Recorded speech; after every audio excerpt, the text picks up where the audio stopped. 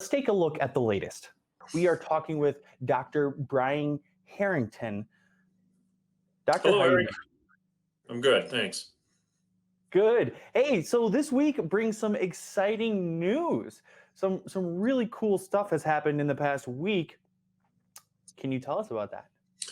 Well, yes, I mean, certainly we pay attention to case counts as one of our key metrics. And for the past 3 weeks, we've seen a decreasing trend. I mean, we can talk about three outcomes. We can talk about increasing cases, things stay the same, or they go down.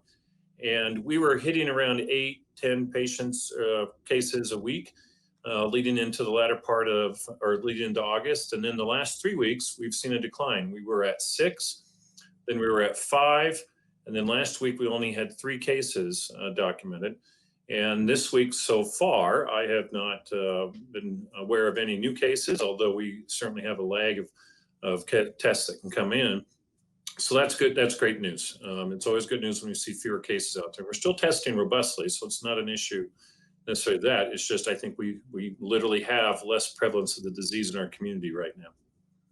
That is very, very, very good news. You know, everybody's super worried. We're going back to school and cases are going to skyrocket, but like honestly, we've been in school now well, this is the first week we've been in school and cases are down. And you just said that you haven't seen any new cases personally this week. Not yet, and we expect to, we still have pending reports, so it's possible we will eventually tick up a bit. But so far, it's good news. There's a lag, certainly, of when disease starts to spread out again in our community. We may not see the evidence of that in terms of people with symptoms for a week or two. So we're always a little bit behind when the exposure occurs. I know, you can tell in the community that we have far fewer visitors here, but by the same token, we are traveling less, right? School started, so families are sticking around. So all those things are kind of, I think, playing into a good news story about our cases as we go into the beginning of school, because it's critical that the communities have a low prevalence disease to help the schools be successful in starting.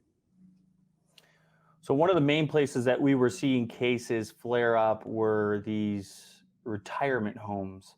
Can you speak to any flare-ups recently about those?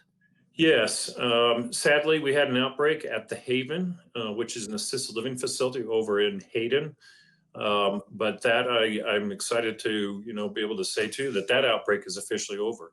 To be over, they have to have gone at least 2 weeks without any positive cases, and during those 2 weeks, each week they have to have tested every staff and resident in the facility. So they've completed that. And that's a real I think need of applause for the staff of the Haven. It's traumatic when you go through these outbreaks.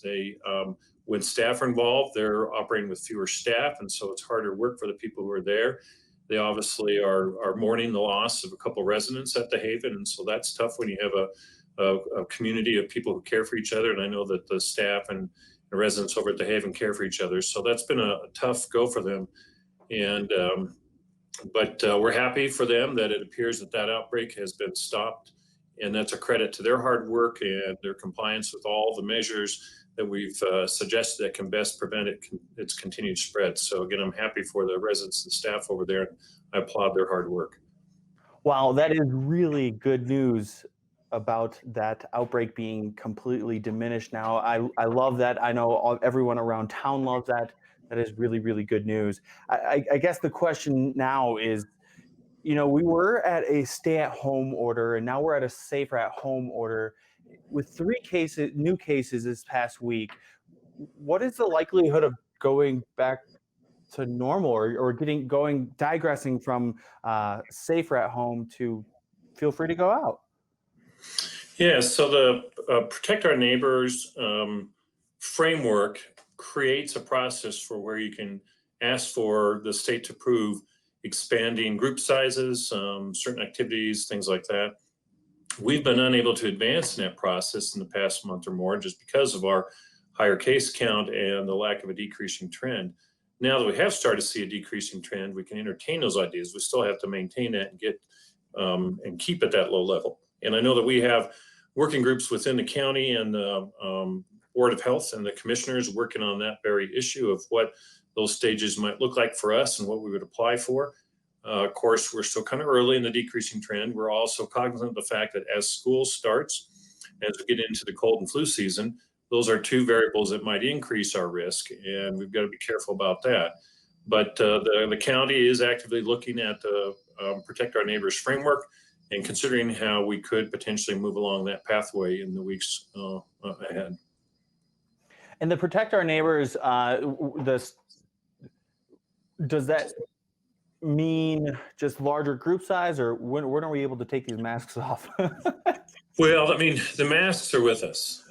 Yeah. Nothing in any of the considerations talks about removing masks. It has to do more with what kind of activities you allow, what kind of group gathering sizes, and trying to make bigger sizes. One of the challenges our community's had is being able to plan ahead for things like weddings. You can't plan ahead if you don't know that you can have a group of 100 or 200 or something like that. So that's something we've talked about and always want to try to help the community to plan for and get to that point. But we're not able to do that as long as we have a significant prevalence of disease in the county.